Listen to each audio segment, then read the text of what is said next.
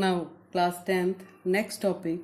Today we will discuss how to find the solution of a quadratic equation. So I am taking one simple example, 2x square minus 3x plus 1. ये एक quadratic polynomial है हमारे पास, ठीक है। जैसे ही मैं x की value 1 put करती हूँ, हम इसमें क्या आएगा देखो, 2 1 square 3 multiply 1 plus 1. This means 2 minus 3 plus 1. 3 minus 3 is equal to 0. And we say that x is equal to 1 is the zero of polynomial. ठीक है, 9th में करा हमने ये कि कोई भी x की वैल्यूज जो इस इक्वेशन को सेटिस्फाई करेगी, सेटिस्फाई मीन्स जो इस इक्वेशन को जीरो बनाएगी, x की वो वैल्यू जो है इस पॉलिनोमियल के लिए क्या बन जाएगी, zero of the polynomial. Same way अगर यही हमारे पास 2x square minus 3x plus 1 equal to 0 होता तो हम लिखते कि x is equal to 1 is the root of this quadratic equation. Okay, किसी भी क्वाड्रेटिक पॉलिनोमियल की जीरो वही होती है जो उस क्वाड्रेटिक इक्वेशन का क्या होगा, root. Zero of the polynomial और रूट ऑफ द इक्वेशन एक ही चीज को रिप्रेजेंट करते हैं हमारे पास. तो हमने 9th क्लास में सीखा था मिडिल टर्म को स्प्लिट करके how to factorise it, factorisation करनी सीखी थी इसकी. See equation I am taking one example, 2x square minus 5x plus 3.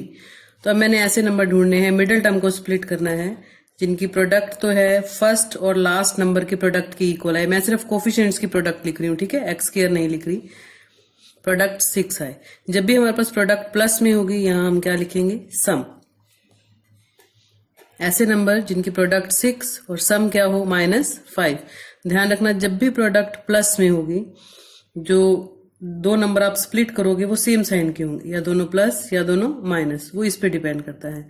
अगर सम प्लस है तो इसको स्प्लिट करके जो दो नंबर आप लिखोगे वो दोनों प्लस में होंगे. अगर सम माइनस है तो इस नंबर को स्प्लिट करके जो आप लिखोगे वो दोनों नंबर क्या होंगे, माइनस. तो मेरे नंबर आएंगे -3 -2. 2x square minus 3x minus 2x plus 3. So I am taking x common, 2x minus 3 minus 1 I am taking common, 2x minus 3. The number or the terms inside the brackets must be same. So 2 factors I have. ठीक है, ये factorisation थी. अब यही अगर हमारे पास ये equation होती तो इस इक्वेशन को क्या लिखते हैं हम, इक्वल टू 0. अगर इक्वेशन होती तो जैसे इसको इक्वल टू 0 लिखेंगे, product of 2 number is 0, so either x minus 1 is equal to 0 और या फिर क्या होगा 2x minus 3 is equal to 0. x is equal to 1 आएगा और यहां से x इज इक्वल टू क्या आएगा, 3/2. सेम वे यहां से देखो, एक और एग्जांपल डिस्कस करते हैं. 6x square minus x minus 2. अब प्रोडक्ट जो है वो क्या आनी चाहिए, 6 मल्टीप्लाई -2. जब भी प्रोडक्ट माइनस होगी सम की बजाय यहां क्या लिखा जाएगा, डिफरेंस. तो ऐसे दो नंबर जिनकी प्रोडक्ट करें तो -2 आए और जिनका डिफरेंस -12 आए, और 6 डिफरेंस करें तो क्या आए, -1. तो -4 and 3. 6x square minus 4x plus 3x minus 2. अब कैसे पता चलेगा कि 4 ही माइनस का लिखना था. ध्यान रखना अगर डिफरेंस माइनस है तो जो आप मिडिल टर्म को स्प्लिट करके दो नंबर ढूंढोगे, आप ये दो नंबर ढूंढे हैं मैंने, अगर डिफरेंस माइनस है तो इन दोनों में से जो बड़ा नंबर है वो माइनस का होगा. अगर डिफरेंट प्लस है तो इन दोनों में से जो बड़ा नंबर है वो प्लस का होगा. ठीक है, तो यहाँ डिफरेंस माइनस है हमारे पास. 4 और 3 दो फैक्टर ढूंढे हैं मैंने, तो जो 4 है वो माइनस का लिखा है और 3 जो है वो प्लस का लिखा है. इन दोनों में से 2x कॉमन ले लिया, 3x minus 2, same 3x minus 2 ही पड़ा है तो 1 कॉमन ले लिया, 3x minus 2.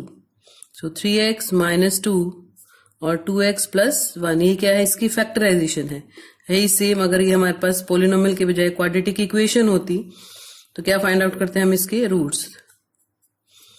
3x is equal to 2, तो x की वैल्यू क्या आ जाएगी, 2/3, और दूसरी x की वैल्यू सेकंड फैक्टर से क्या आ जाएगी, -1/2. ये दोनों जो हैं ये क्या है, इसके रूट्स हैं, इस इक्वेशन की, क्वाड्रेटिक इक्वेशन के रूट्स हैं, ठीक है। अगर इक्वेशन ना होती, पॉलिनोमियल होता, तो ये दोनों क्वाड्रेटिक इक्वेशन की क्या होती, जीरोस होती हमारे पास।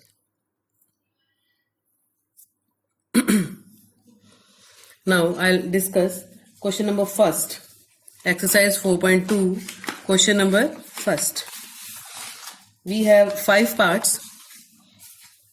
First part is same, it is factorization only. X square minus 3x minus 10 is equal to 0. Go back. So same way the product is minus 10. I am not writing this x variable, I am taking the product of coefficients only. Minus 10 and the difference should be minus 3, because whenever the product is minus we will take the difference. So difference is minus 3, the number are minus 5 and 2. X square minus 5x plus 2x minus 10. How we come to know that 5 will be minus? If the difference is minus, इन दोनों number में से जो बड़ा आपने लिया है वो minus का होगा और छोटा नंबर जो है वो प्लस का होगा. Take x common, it will be x minus 5 plus 2 common, x minus 5 equal to 0. So same it is x plus 2, x minus 5 equal to 0. So x is equal to minus 2 and x is equal to minus 5. These two are the roots of this quadratic equations. Okay. Now second part I am discussing, some terms are in the square root only. See, root 2x square plus 7x plus 5 root 2 is equal to 0. So product of first and 10. So as the product is plus, so we will take the sum 7.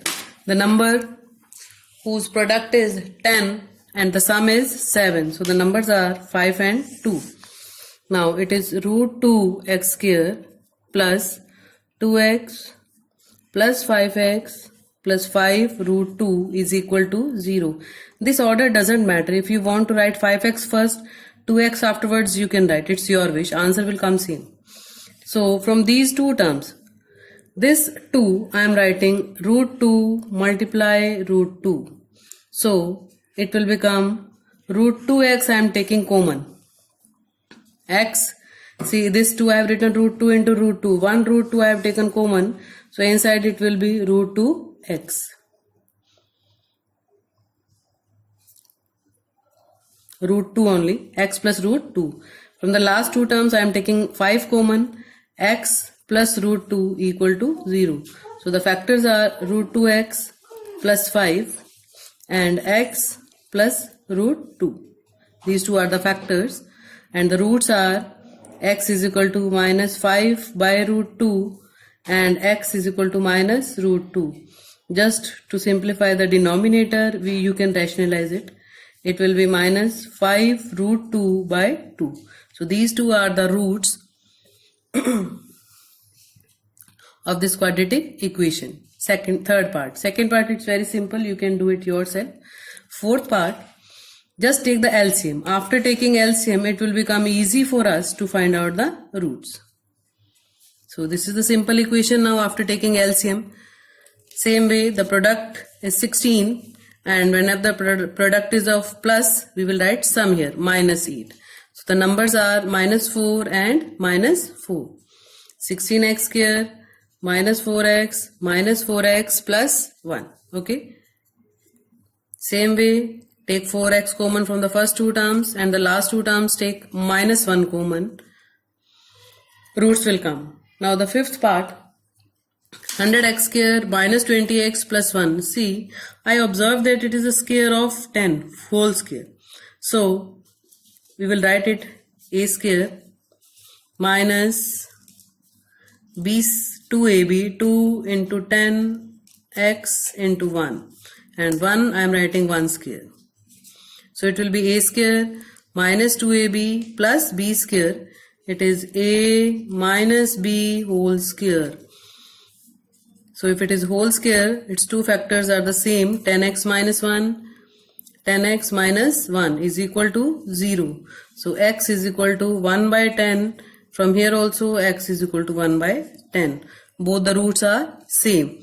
These two are the factors and these two are the roots. So this is exercise 4.2, question number 1.